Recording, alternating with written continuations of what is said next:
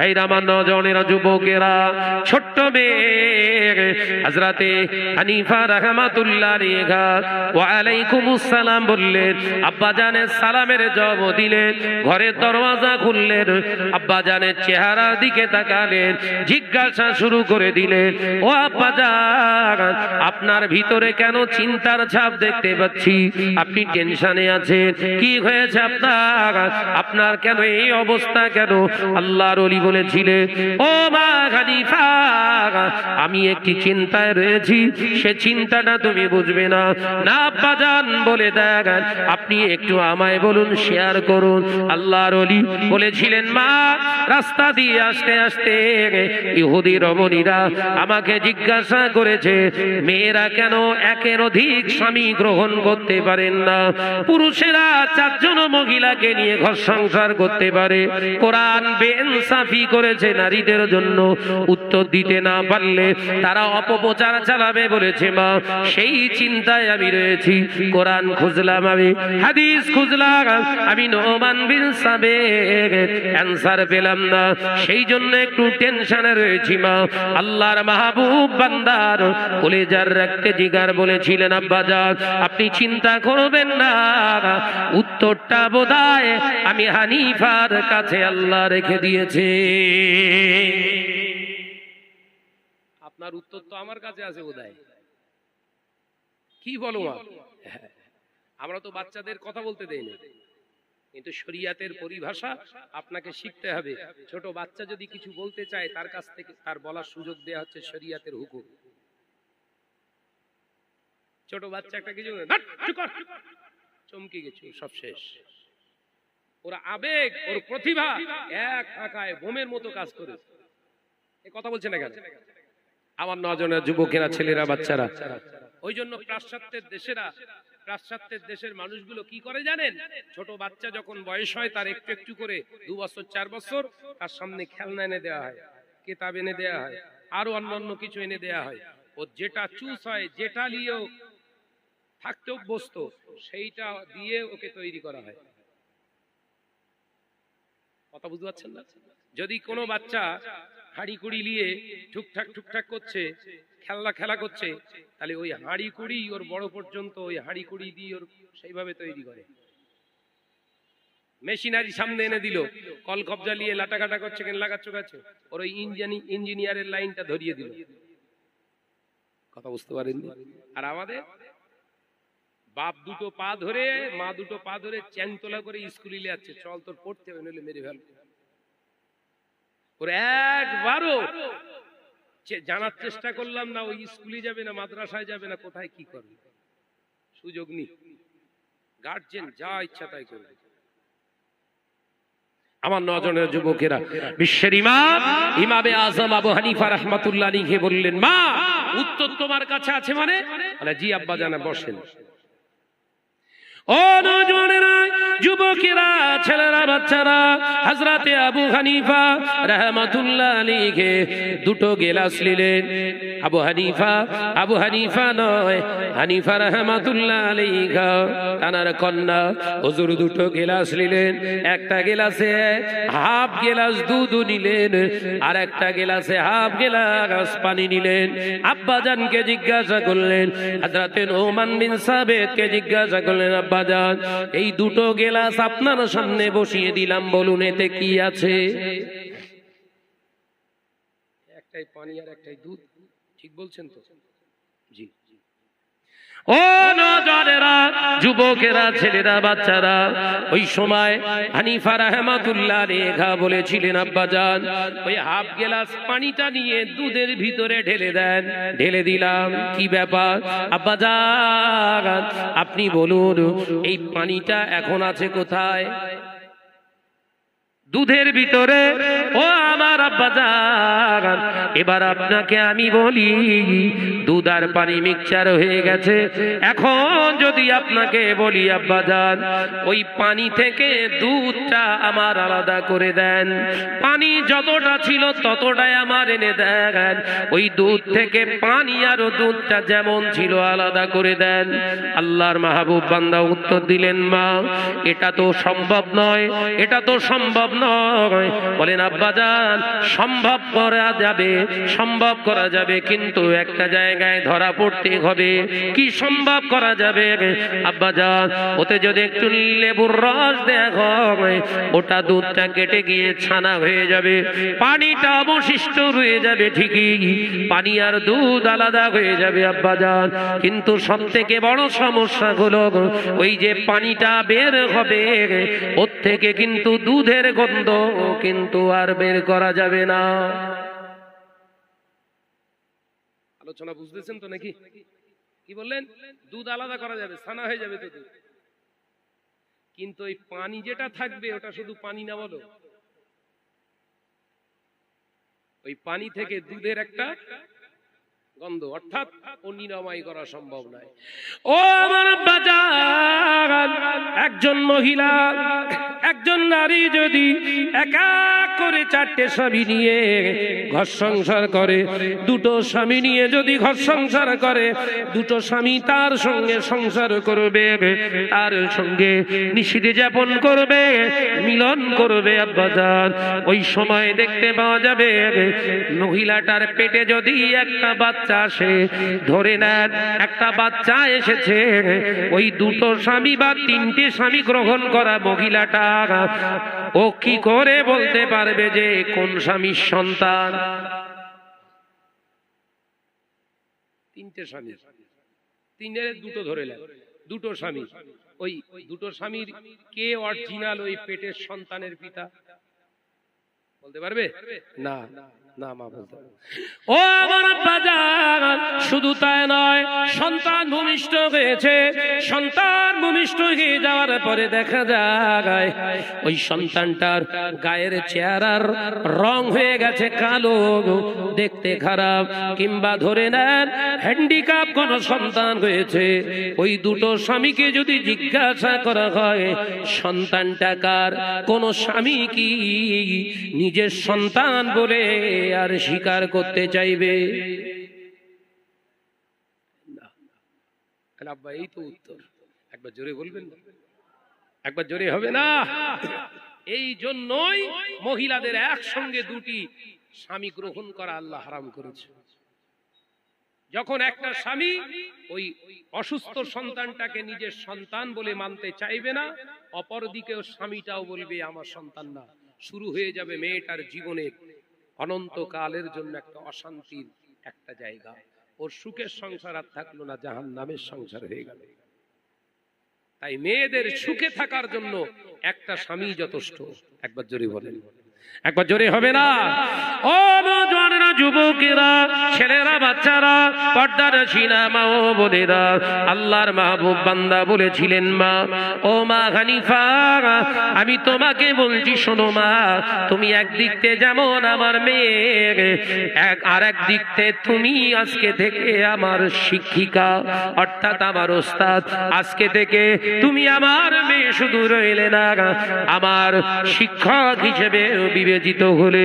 আল্লাহর মাহবুব বান্দা বান্দি বলেছিলেন, আব্বাজান, যেহেতু আপনি আমার আব্বাজান, তাই আপনার কাছে আমি অন্য কোন সম্মানের আশা করছি না, শুধু আমার নামটা আপনার নামের সঙ্গে জড়িয়ে দেবেন। আবু হানিফা বললে আমি খুশি হয়ে যাব। সেই থেকে নোমান বিন সাবেত কতজন চেনে? এক কথায় চেনে আবু হানিফা। আবুল শব্দের অর্থ হলো আব্বা, পিতা, হানিফা তার মেয়ে, অর্থাৎ হানিফার বাপ। একবার জোরে বলুন, একবার জোরে হবে না? আলোচনা ঢুকছে, মাথায় ঢুকছে। তাকবীর দেন, নারায়ে তাকবীর। এই সাইডে পুরো ঢুকে শুয়ে পড়ে সব বোঝাই দেয়। তাকবীর দেন, নারায়ে তাকবীর। আর জোরে হয় না, নারায়ে তাকবীর। মহাব্বতের সঙ্গে দরুদ। আল্লাহুম্মা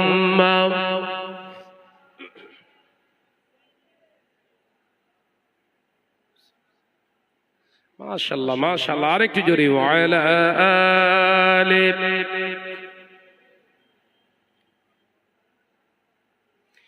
ডেকে লো রাসূলুল্লাহ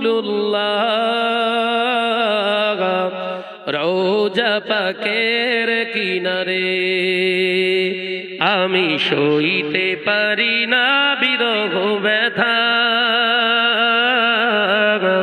ধন্য করো দিদারে। জোরে বলবেন না, জোরে হবে না। ডেকে লাও রাসূলুল্লাহ রওজা পাকের কিনারে, আমি সইতে পারি না বিরহ ব্যথা, ধন্য করো দিদারে। আল্লাহুম্মা সাল্লি আলা।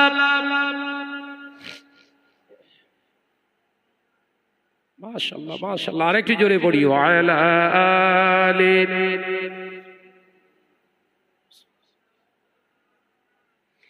নূরে উজ্জ্বল চেহারা তোমার,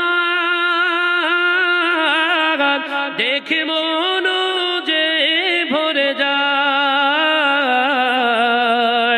তোমার ওই গুনবাদে খাজরা দেখে ঈমানও বেড়ে যায়।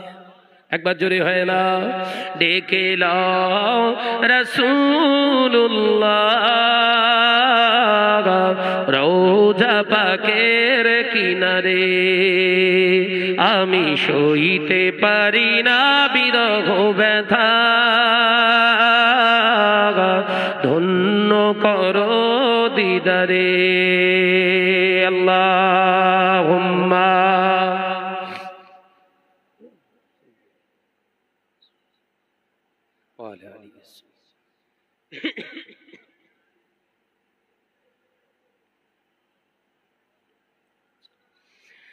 মদিনার ওই আকাশ, মদিনার ওই বাতাস,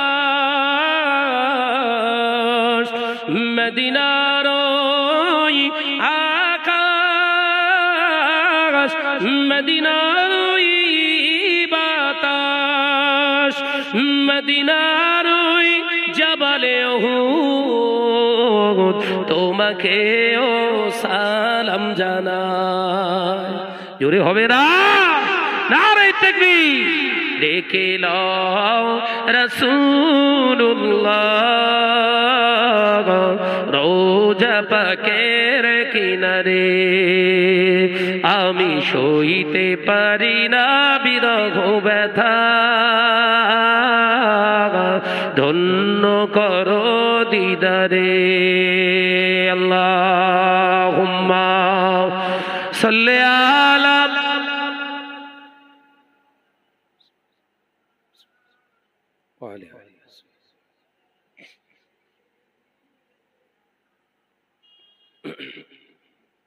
আমার সোনার চাঁদ মানিকেরা, আমি যে আলোচনা বোঝাতে চেয়েছিলাম, শরিয়াত বলছে যার থেকে তুমি শিক্ষা গ্রহণ করো তাকে উস্তাদ বলে রেসপেক্ট করো, সম্মান করো, তাজিম করো। জীবনে এই জমিনের উপরে বহু আলেম দেখা যায় তারা উস্তাদদের সম্মান করে না। এই কথা বুঝতে পারছেন না? করে না, তার কারণ সে এখন চায় সে যদি এইরকম একজন মানুষকে সম্মান করে তাহলে তো আমার সম্মানটা তার উপরে হয়ে গেল। পুরো সেই ইবলিসের কারবার। তাফসীরের কিতাব এসেছে ইবলিস হাজার হাজার বছর ইবাদত করেছিলেন। কোন রিওয়ায়েত এসেছে 10,000 বছর ইবাদত করেছে ইবলিস আজাজিল। আল্লাহ খুশি হয়ে বললেন তুমি হলে আজাজিল নয় মুআল্লিমুল মালাইকা। কি বললেন? তুমি হলে মুআল্লিমুল মালাইকা, ফেরেশতাদের তুমি হলে মুআল্লিম সরদার, তুমি হলে প্রদর্শক। ব্যাস, ফুলে ফেপে পুরো মুগুর হয়ে গেছে। কথা বুঝতে পারছেন না? ফুলে ফেপে মুগুর হয়ে গেছে। আল্লাহ পাক পরীক্ষা করার জন্য জিবরাইলকে বলেছিলেন, দেখ জিবরিল আমিন দেখো ও হচ্ছে জিন্নাত জাত, ও বলো ভালো হবার না। জিবরাইল বলেছিল আল্লাহ একটু সুযোগ দেন না, আমাদের মতো করে ওকে তৈরি করব, শিক্ষা দেব। আল্লাহ বললেন সুযোগ লাও, অসুবিধা নেই, কিন্তু হবার না বলো। যত ট্রেল ডলবি ততক্ষণ সোজা, ছেড়ে দিলি আবার পটাং। কথা বলছে না কেন? যে আল্লাহ পাক বললেন ঠিক আছে তুমি মানুষ করো। এমন ভাবে সুন্দর করে আদর্শ শিক্ষা দিয়ে তৈরি করলেন আজাজিলকে, জিন্নাতটাকে এত সুন্দর করে তৈরি করলেন, এত ইবাদত করছে, কিতাবের ভিতরে এসেছে, আল্লাহ খুশি হয়ে গেছে। জিবরাইল আলাইহিস সালামকে ফেল করে দিয়েছে। শিক্ষা দিয়েছে কে? জিবরাইল। তাকে ফেল করে দিয়েছে কে? আজাজিল। জিবরাইল 1000 বছর ইবাদত করেছে, আর ওর ইবাদত হয়ে গেছে 1000 বছরের থেকেও বেশি দামি, মূল্যবান। পৃথিবীর হেন কোনো জায়গা নেই যেখানে ইবলিস সেজদা করেনি। ওই জন্য শিয়া সম্প্রদায় কি করে? সেজদার জায়গায় কাঠ রেখে সেখানে মারে। কথা বুঝতে পারছেন? সেজদাটা করে সেখানে কোথায়? কাঠের উপরে। কারণ ওদের ধারণা ইবলিস সব জায়গায় কপাল ঠেকিয়েছে, অর্থাৎ সেজদা যদি করি ইবলিসের কপালে বোধহয় কপাল ঠেকে যাবে। ইবলিসের থেকে আর এক ইবলিস।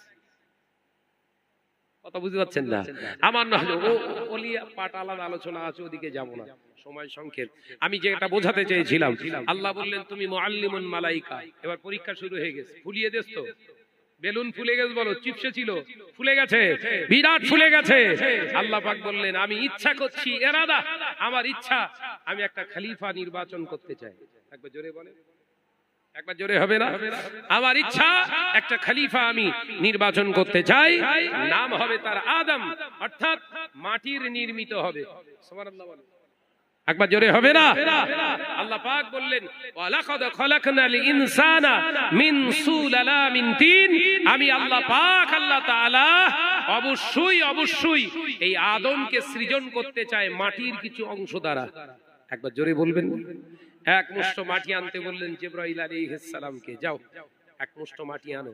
জিবরাইল আলাইহিস সালাম এসে জমিনে থাবা মারলেন, জমিন কান্না শুরু করে দিয়েছে। আল্লাহর ফেরেশতা জিবরাইল আলাইহিস সালাম রহমতের ফেরেশতা, তো অত্যন্ত দয়াবান। তিনি বললেন এই জমিন কাঁদো কেন? জমিন বললেন এই জিবরিল তুমি আমার থেকে অংশ নিয়ে যাও, তুমি না জানি আল্লাহ জাহান্নামী করে দেবে সেই ভয়ে কাঁদি, তুমি নিয়ে যেও না, আমি মাটি তোমার কাছে আরজু জানাই। জিবরাইল আলাইহিস সালাম মাটি ফেলে রেখে পালিয়ে গেলেন। আল্লাহ বললেন ইসরাফিল তুমি যাও। উনি ওই একই অবস্থা, কান্না মায়া কান্না দেখে জমিনের মায়া কান্না ফেলে রেখে চলে গেলেন। আল্লাহর কাছে ক্ষমা চাইছে, আল্লাহ আমার ভুল হয়ে গেছে, আমি আনতে পারিনি, তুমি আমাকে অন্য কাজে লাগাও, আমাকে ক্ষমা করে দাও। আল্লাহ পাক বললেন মিকাইল তুমি যাও। মিকাইল আলাইহিস সালাম এসে জমিন থেকে মাটি নিলেন, আবার কান্না, দয়ার মায়ার ফেরেশতা রেখে চলে গেলেন, আল্লাহ আমাকে ক্ষমা করে দেন। আয় আজরাইল তুমি যাও। আজরাইল আলাইহিস সালাম এসে থাবা মেরে মাটি আগে লিয়েছে। কথা বুঝতে পেরেছেন? থাবা মেরে মাটি আগে লিয়েছে, লিয়ে জিজ্ঞাসা করছে কাঁদছিস কেন বল। কথা বুঝাচ্ছেন না? আল্লাহ পাক আল্লাহ তাআলা ফেরেশতা আজরাইল আলাইহিস সালাম বললেন এই জামিন কি হয়েছে তোমার, কান্দো কেন? ও আল্লাহর ফেরেশতা আজরাইল আমার অংশ তুমি নিয়ে যাও, আমার অংশ তুমি নিয়ে যাও, জাহান্নামার খোরাক করে দেয়া হবে হয়তো, তুমি আমাকে নিয়ে যাও না, আমার অংশ নিয়ে যেও না, আমার আযাবে জাহান্নামার বড় ভয়। আল্লাহ পাকের ফেরেশতা আজরাইল জবাব দিলেন এই জামিন শুনে রাখ, জেনে রাখ, আল্লাহ পাকের হুকুমের কাছে তোর মায়া কান্না আমার কাছে কিছু নয়, তোর মায়া কান্না আমার কাছে আগে নয়, মাটি নিয়ে যাওয়া হুকুম আমার আল্লাহ, আল্লাহর হুকুমটাই আগে। আল্লাহর কাছে যে বললে আল্লাহ এ মাটি এনেছি, আল্লাহ জিজ্ঞাসা করছে তো তোমার দয়া হয়নি? দয়া আপনার হুকুমের উপরে আবার দয়া? আপনার হুকুমের ঊর্ধ্বে কোন দয়াটাই আজরাইলের কাছে চলে না। আল্লাহ খুশি হয়ে বললেন যাও, আজকে থেকে আনার দায়িত্ব কিয়ামত পর্যন্ত তোমারই থাকলো। একবার জোরে বলে, আনার দায়িত্ব তোমার, সব জমিন থেকে তুমিই আনবে, যাও। ওই জন্য এসে দেখেন বাপ কাঁদছে, ছেলের জান কবজ হচ্ছে, মা কাঁদছে, মেয়ের জান কবজ হচ্ছে, মেয়ে জামাই শাশুড়ি সবাই রয়েছে, নাতনির জান কবজ হচ্ছে, কেঁদে পাগল, দূর তুই কিনতিস আমার বয়ে গেছে। কথা বলছেন না কেন? আজরাইল আলাইহিস সালামের কাজ ওসব আলোচনা, অনেক ডিপলি আলোচনা, আমি অন্যদিকে যাচ্ছিলাম, সে গন্ডগোল হয়ে গেছে। যে আমার নজনা যুবকেরা প্রসঙ্গে এসে গেছে, যে আল্লাহ পাক বললেন আদম সুন্দর একটা আদম বানাও। আদম আলাইহিস সালামকে সুন্দর তৈরি করার আগে আল্লাহর কাছ থেকে রায় নিচ্ছেন ফেরেশতারা, আল্লাহ একে এর রূপটা কেমন, চেহারাটা কেমন হবে? আল্লাহ বললেন আদমের চেহারা অবয়ব আদমের মতো হবে। একবার জোরে বলে, একবার জোরে হবে না? আদমকে নির্মাণ করলেন, ফেরেশতারা নির্মাণ করলেন। আল্লাহ পাক আল্লাহ তাআলা ওই সময় হুকুম করেছিলেন, হে আমার ফেরেশতারা, আমি আল্লাহ হুকুম করছি উসজুদু লি আদামা, আমার আদমের দিকে ফিরে সিজদা করো। একবার জোরে হবে না? একবার জোরে বলবেন না? উসজুদু লি আদামা, আদমের দিকে ফিরে সিজদা করো। সবাই সিজদা করলেন।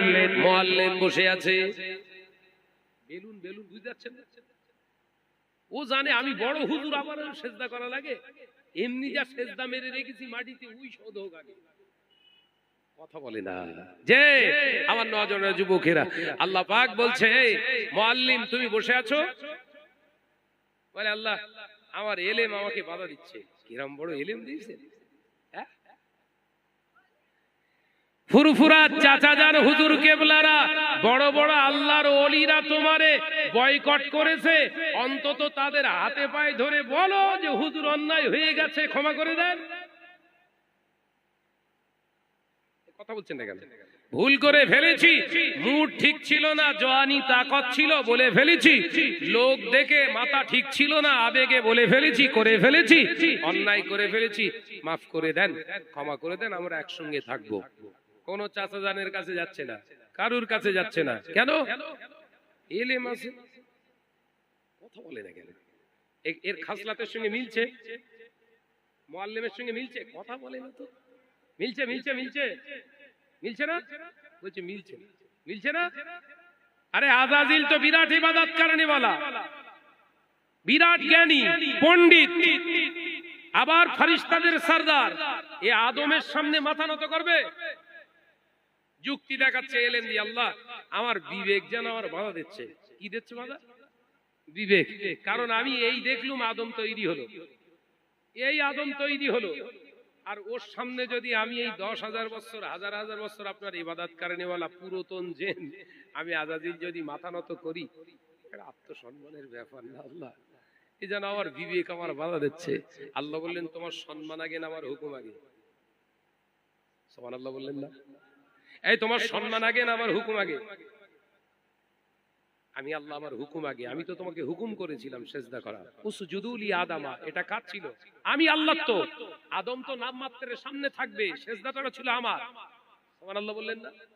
বললে তবু আল্লাহ যেন কিরাম লাগে, আমি আগুনের আর ও মাটির, মাটির স্থান সবসময় পায়ের নিচে, আর আমার তো সবসময় উপরের দিকে ওটা স্বভাব, আমি কি করে নিচের দিকে যাব? ওই জন্য আর পড়িনি। আল্লাহ বললেন ছাড় দিলাম। কি বললেন? ছাড় দিলাম। তবে আমি আল্লাহ ছাড়িনি। বলো ছাড় দিলাম, আমি আল্লাহ ছেড়ে দেই না। ছাড়, এটা ছেড়ে দিলাম, ঠিক আছে। এই ফেরেশতারা, বেহেশতের ভিতরে একটা সুন্দর ঘর বানাও দিন। আর প্রত্যেকবারই জিবরাইল আলাইহিস সালামকে বলছে, বুঝতে পারা যাচ্ছে তো? বলে পিঠে মানুষ করেছিলে, বোঝা যাচ্ছে তো? বলেছিলাম বেকা সোজা হওয়া মুশকিল আছে। এই সুন্দর একটা ঘর বানাও। সুন্দর ঘর বানানো, সুন্দর ঘর বানালো। আল্লাহ পাক এবার বলছে, মুআল্লিম একবার গিয়ে দেখো তো ঘরটা কেমন হয়েছে। আমার ফেরেশতারা সব বানিয়েছে, ঘরটা বেহেশতের ভিতরের ঘরটা কেমন হয়েছে বড়। ও গিয়ে ঘরের বাইরে যে চক্কর খাচ্ছে। এই আলোচনা বুঝতে পারছেন তো নাকি? ঘরের বাইরে যে চক্কর খাচ্ছে, যেমন কিছু কিছু বেরিয়েছে, পীর সাহেব হুজুরির কাছে যাবে না, ঘরের বাইরে থেকে চক্কর খাচ্ছে। আমরা সিলসিলা ফুরফুরা, সিলসিলা ফুরফুরা জিন্দাবাদ জিন্দাবাদ। আমরাই হলিনি হুনু শুনু, আমরাই হলাম হুনু, আর এরা সব চুনু। আমরা ফুরফুরার একনিষ্ঠ খাদেম। আমরা এই করেছি সেই করেছি। কি করেছি? যে মহিলা স্টেজে উঠে পড়তে জানতো না, আমরা স্টেজে নিয়ে পড়াচ্ছি এখন। সিলসিলার খেদমত না? যে মহিলারা জীবনে কোনোদিন মাইকে কথা বলতে পারতো না, তারা এখন বুখারী পড়ে। সিলসিলাটা ছিল, আমরা করেছি। পুরুষের সামনে মহিলাদের বসিয়ে রেখে সুন্দর শরিয়াতি শিক্ষা দেবো, ইয়ারকি ঠাট্টা হবে, এটা সিলসিলায় ছিল, আমরাই করেছি। এটা আমাদের খেদমত। শয়তান মাথা ঠুকতেছ বলে, আল্লাহ এমন এমন জায়গায় ঘামেতিছিস কেন তুই? এই সব প্রোগ্রাম তো আমার। আমার নজনের যুবকেরা, ছেলেরা, বাচ্চারা, আল্লাহ পাক বললেন এই যাও ঘুরে এসো। ও গিয়ে বাইরেটা ঘুরতে বলে, 3-4 বার ঘুরে এসে বলছে আল্লাহ ঘর সুপার ঘর হয়েছে। কথা বুঝাচ্ছেন না? ঘর বেস্ট ঘর হয়েছে, সুন্দর ঘর হয়েছে। আল্লাহ আল্লাহ বললেন বুঝলে কি করে ঘর ভালো হয়েছে? বুঝলে কি করে? আল্লাহ দেখে এলাম তো। দেখেছো? হ্যাঁ। ভেতরে ঢুকেছো? না। তাহলে ভালো মন্দর বিচারটা ওপর দেখে করা যায়? খামোশ খেয়ে সর্বনাশ। এটা হচ্ছে ইলমে তাসাউফের একটা লাইন বললাম। কারুর হাতে বায়াত গ্রহণ করতে গেলে তার ভিতর দেখা জরুরি। কথা বুঝতে পারছেন নাকি? তাসাউফ শিক্ষা তো আজ নেই আজকে সমাজে। বাবাজি এর ইলমে তাসাউফের উপরে একটু কথা বলে দিলাম যে অর্থাৎ বাহ্যিকটা দেখে শাহনাজ বিরাট গজল বলে, বিরাট ওয়াজ করে, বিশাল কিছু করে, ওরে এটা তো ওর বাহ্যিক। ওর সঙ্গে থেকে 40 দিন দেখতে হবে নামাজের কিরাম পাবন্দি, কতটা সত্য কথা বলে, কতটা ন্যায় রাস্তাটাকে ভালোবাসে, কতটা ন্যায়ের জায়গা থেকে কথা বলে, কতটা হালালকে সাপোর্ট করে। এসব দেখতে গেলে দূর থেকে দেখা যাবে না, কাছে যেতে হবে। এই জোরে বলে। ইবলিস বলছে না ওই দেখে নিয়েছি ভালো ঘরে। আল্লাহ বলছে বাইরেটা দেখে ভিতরের ডিসিশন, ভিতরের বিচার করতে যেও না। আল্লাহ তাহলে কি করব? ভিতরে যাও। ও গিয়ে দরজার সামনে গিয়ে দেখে বিশাল বড় ঘর আর দরজা ছোট। কথা বুঝতে পারছেন নাকি? বিশাল ঘর, দরওয়াজা ছোট। ওই সে এলেম কাজ করছে বলা। ও চিন্তা করছে ঘর এত বড়, দরজা ছোট, তার মানে আদম বোধহয় ওর ভেতরে আছে। এই ছোট দরজা এর ভেতর দিয়ে মাথা গলাবো, আগে মাথা নিচু করতে হবে। আদম সামনে আছে, আবার সে সেজদা। না, এ তো সব সমস্যা হয়ে যাবে। সে তো তাহলে একই হয়ে গেল যে সামনে দাঁড়িয়ে চিন্তা করতেছে যদি এবারে না যায়, এবার নিঘাত মার খাবো। এবার যদি না যায় নিঘাত মার খাবো। আরে ফুরফুরা শরীফ প্রমাণ করতে গেলে অন্তত একটা আদেকের হাতটা তুলতে হবে তো নাকি? নাহলে চাঁদা তোলা যাবে না তো। সবাই বলবে ফুরফুরা, তুই ফুরফুরা করিস, তা ফুরফুরা হুজুররা কই তোর সঙ্গে সার্টিফিকেট এটা ধরাতে হবে। তাহলে নারায়ে তাকবীর, আল্লাহু আকবার, এই তো আমরা রয়েছি। আর কারুর দরকার হবে না, একটা ইট হলেই হবে। কথা বলছেন না কেন? আল্লাহ পাক আল্লাহ বললেন কি হলো, দাঁড়িয়ে আছো, ভিতরে যাও। ইবলিস চিন্তা করছে যেতেই তো হইতে তো সব শেষ, এ যা পরিস্থিতি, ভেতরে যদি যেতেই হয় আল্লাহর হুকুম যাওয়া, যাব, আমার মতো করে যাব। শয়তানের খেল দেখেছেন? এখানেও মিল খাচ্ছে না। এক চান্সে বয়োজ্যেষ্ঠ মুরব্বীদের কাছে গিয়ে হামলে পড়ে গেলে যে যা হয়ে গেছে হয়ে গেছে, আল্লাহর রাস্তায় ক্ষমা করে দেন না, তাহলে তো নত হয়ে সর্বনাশ হয়ে গেল।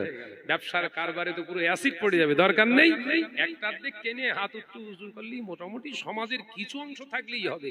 দরকার চাঁদা। এই নজরের যুবকেরা, ছেলেরা, বাচ্চারা, পর্দানা সিনা মা বোনেরা, আল্লাহ পাক দাঁড়িয়ে দাঁড়িয়ে থাকা অবস্থাতে বললেন এই মুআল্লিম যাও, ভিতরে যাও। আযাজিল চিন্তা করলেন যদি না যায় কপালে বিপদটা অবশ্যই অবধারিত। না না না, যেতে যদি হয় আমার মতোই আমি যাব। আগেই পা ঢুকিয়ে দিলেন। ও নজরেরা, আল্লাহ পাক নামাজ ফরজ করে দিয়েছে। কেউ যদি নামাজের মুসাল্লায় দাঁড়িয়ে বলে আমার মতো করে নামাজ আমি আদায় করব, ওই মুসল্লিটা যদি আগে সেজদা করে, তারপর রুকু করে, তারপরে কিয়ামে যদি দাঁড়িয়ে যায়, ওর নামাজটা কি নামাজ হয়েছে? জোরে বলেন। ঘরে ঢোকার সিস্টেম আগেই তো আপনার দরওয়াজা ছোট, মানে আগেই তো আপনার মাথাটা প্রবেশ করাতে হবে। না না না, ইবলিস বললেন ছোট হওয়া যাবে না, আল্লাহর হুকুম অবাধ্য করা যাবে না। তাই কি করলেন? আগে পা ঢুকিয়ে দিলেন। আল্লাহ পাক সইতে পারেন না, আল্লাহ পাক জানিয়ে দিলেন আবা ওয়াস্তাকবারা ওয়া কানা মিনাল কাফিরিন। ও নজরেরা, যুবকেরা, আল্লাহ পাক 10,000 বছরের ইবাদত বিরাট এলেমকে মুআল্লিমকেও আমার আল্লাহ পাক ঘোষণা করে দিলেন তুই হলি আমার অবাধ্য। আমি আল্লাহ পাক আজকে থেকে তোকে জানিয়ে দিলাম তুই হলি চির জাহান্নামী। আমার অবাধ্য হওয়ার কারণে আমি আল্লাহ পাক তোর ঘোষণা করে দিলাম তুই হলি অবাধ্যদের অন্তর্ভুক্ত, তুই চির জাহান্নামী। জান্নাত তোর জন্য আমি আল্লাহ পাক হারাম করে দিলাম। এলেম আর আমল বাঁচাতে পেরেছে? এলেমের গরম দেখাও।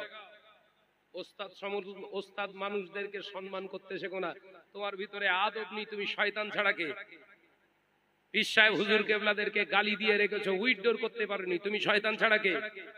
আবার কিছুদিন আগে একটা এই যে আয়াতটা পড়লাম, ওয়ালাকাদ খালাকনাল ইনসানা মিন সুলালামিন তিন, পড়লাম না?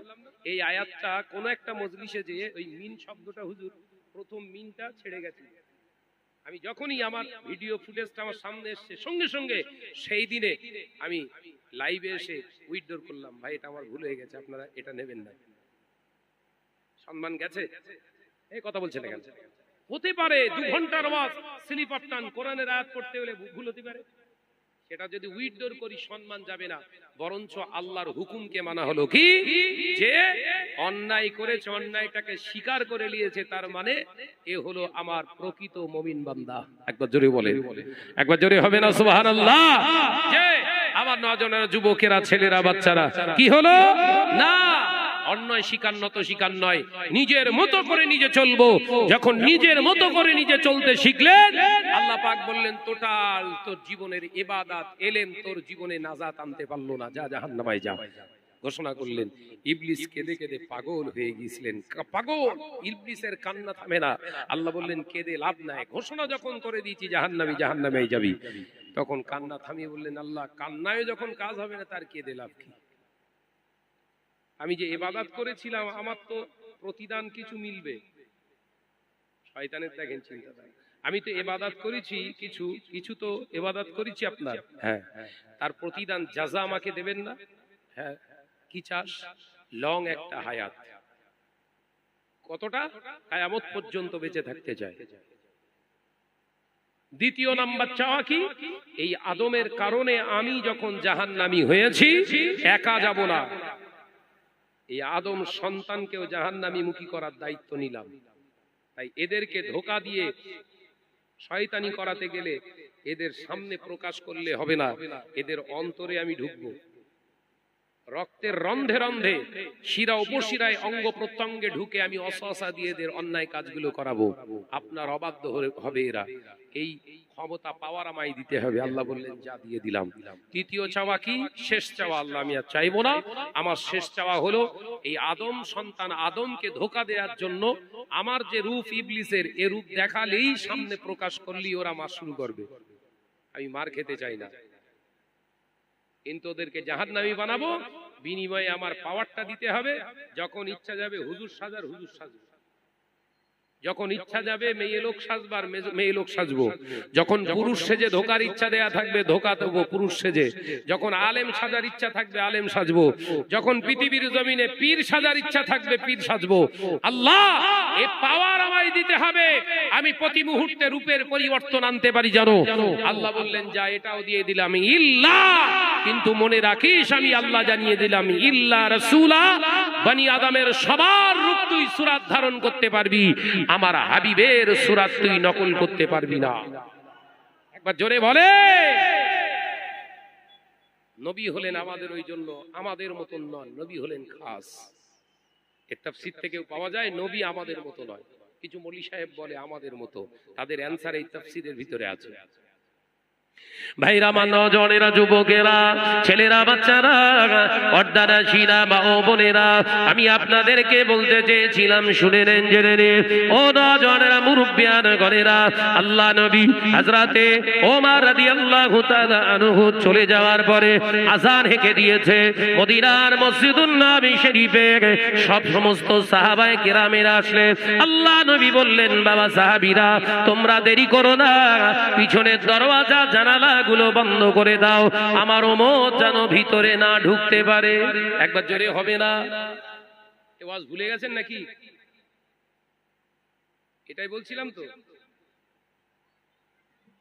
ও নজনেরা, মুরব্বিয়ানগণেরা, ছেলেরা, বাচ্চারা, পর্দানাশীন মা বোনেরা, আল্লাহ নবী দো জাহানের বাদশাহ হাবিবুল্লাহকে, নবী জনাবে মুহাম্মদুর রাসূলুল্লাহকে সকলে পড়ি সাল্লাল্লাহু আলাইহি ওয়াসাল্লাম।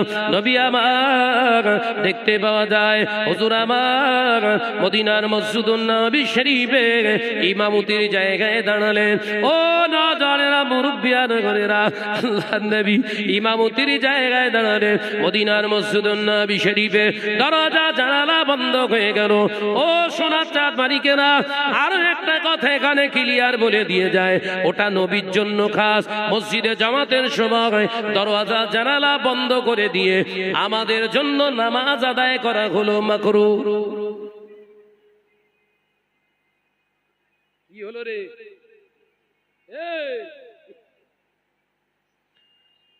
বাবাজি, আমরা যদি নামাজ আদায় করতে, এই শীতকাল আসছে, শীতকালে একটু সচেতন থাকবেন। এই কে এখানে কথা বলছে? কে বাবাজি? একটু দূরে চলে যাও, ওই সাইডে চলে যাও, এখানে ডিস্টার্ব হচ্ছে।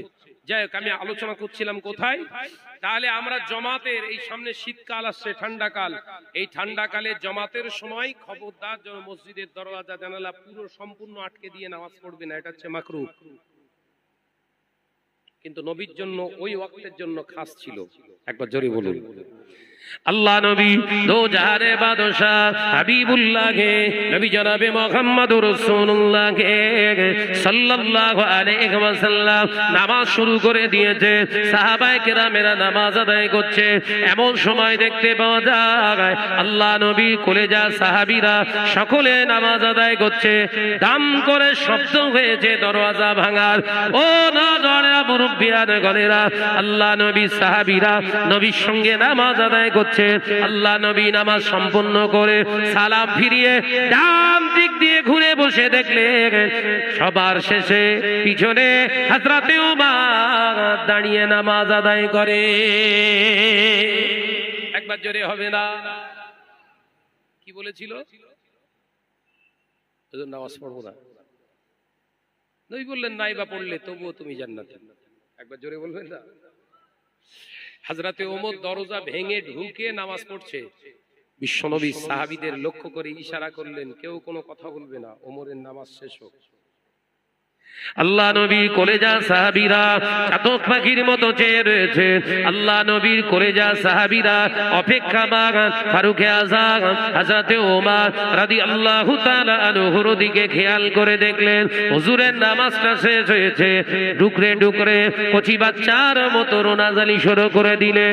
আল্লাহ নবী জিজ্ঞাসা করলেন, ও আমার সাহাবী ওমর, তুমি নামাজ পড়বে না বলেছিলে, নামাজ আদায় করবে না বলেছিলে, দরওয়াজা কেন ঢুকলে বাবা? নামাজ তো তুমি পড়বে না বলেছিলে, তুমি তো জান্নাতি। আল্লাহ নবী সাহাবী ফারুকে আযম হযরতে ওমর রাদিয়াল্লাহু তাআলা আনহু বলেছিলেন, ইয়া রাসূলুল্লাহ, ইয়া হাবিবাল্লাহ, হুজুর আমি নামাজ আদায় করব না যেমন বলেছিলাম।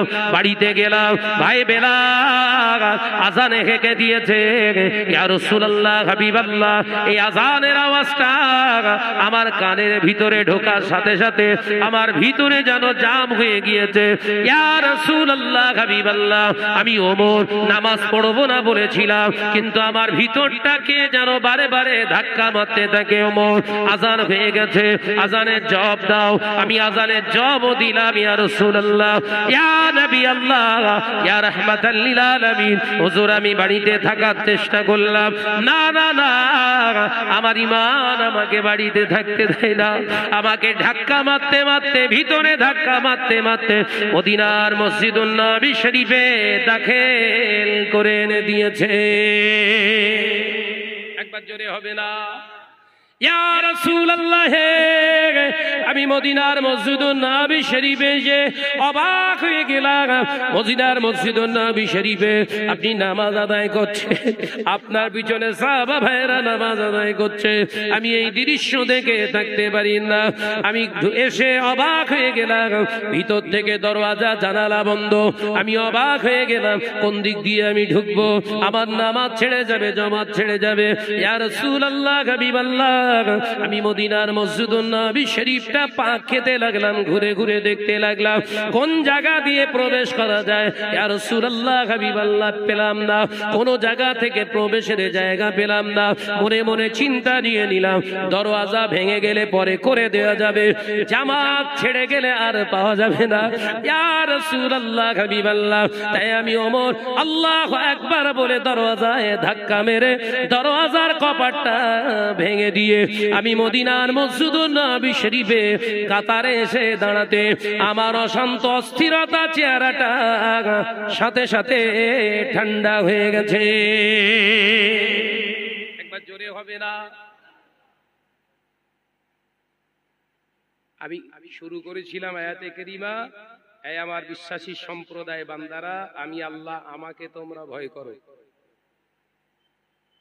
বলেছিলাম না? ভয়টা করার মতো করো, ততদিন পর্যন্ত মরো না, ততক্ষণ পর্যন্ত মরো না, পূর্ণ মুমিন না হওয়া পর্যন্ত। এই আল্লাহর ভয় যদি আমাদের অন্তরে কাজ করে, আমাদের ইচ্ছাকৃত ভাবে নামাজটা ছেড়ে যাওয়ার সম্ভাবনা নেই। আল্লাহর ভয় যদি আমাদের অন্তরে কাজ করে, আমরা জবান দিয়ে মিথ্যা কথা বলতে পারবো না। আল্লাহর ভয় যদি আমাদের ভিতরে থাকে, ও নওজওয়ানেরা, আমরা মানুষের নামে তোহমত দিতে পারবো না। আমরা যদি আল্লাহকে ভয় করে চলি, আমরা জীবনে কারোর পৃথিবীর জমিনে অপমান করতে পারবো না। সরাসরি অপমান করা আল্লাহ পাকের যদি আমরা ভয় করে চলি, পৃথিবীর জমিনে আমরা মানুষকে বিভ্রান্ত করা জায়গা তৈরি করতে পারবো না। আল্লাহর ভয় যদি আমাদের ভিতরে থাকে, গরিবের মাল আত্মসাৎ করে নিজের প্রপার্টি তৈরি করতে পারবো না। আল্লাহর ভয় যদি আমাদের ভিতরে থাকে, আমরা পৃথিবীর কোনো মানুষের হক নষ্ট করতে পারবো না। আল্লাহর ভয় যদি আমাদের ভিতরে থাকে, আমরা কখনো ইচ্ছাকৃতভাবে হারাম খেতে পারবো না। আল্লাহর ভয় যদি আমাদের ভিতরে থাকে, আমাদের ঘরের নারীরা এই বাজারে যারা ঘুরছে এইরকম করে ঘুরতে পারবে না। আমাদের ভিতরে যদি আল্লাহর ভয় থাকে, আমরা জীবনে কোনোদিন পরনিন্দা করতে পারবো না। আল্লাহর ভয়টা যদি আমাদের ভিতরে থাকে বাবা, আমরা জীবনে কোনোদিন জমিনে থাকা অবস্থায় অন্যায়কারীকে কোনোদিন সাপোর্ট করতে পারবো না। ওই জন্যই তো আমার আল্লাহ জানিয়েছে, ওমা খালাকতুল জিন্না ওয়াল ইনস ইল্লা লিয়াবুদুন, আমি জিন এবং ইনসানকে সৃষ্টি করেছি কেবলমাত্র আমার উপাসনার জন্য। ও নওজওয়ানেরা, যুবকেরা, এখানে কথা বলা, দেখা, খাওয়া, ওটা, চলাফেরা, বিবাহ শাদী, আপনার সম্পর্ক তৈরি করা, সম্পর্ক বিচ্ছেদ করা, সমাজের বুকে নামাজ, রোজা, হজ, যাকাত আদায় করা, সব গোটা লাইফটা আমার আল্লাহ ইবাদতের অন্তর্ভুক্ত করে দিয়েছে। আলোচনা শেষ। আল্লাহ আমাদের পাখা মারার জন্য দুনিয়ায় পাঠাই দিন।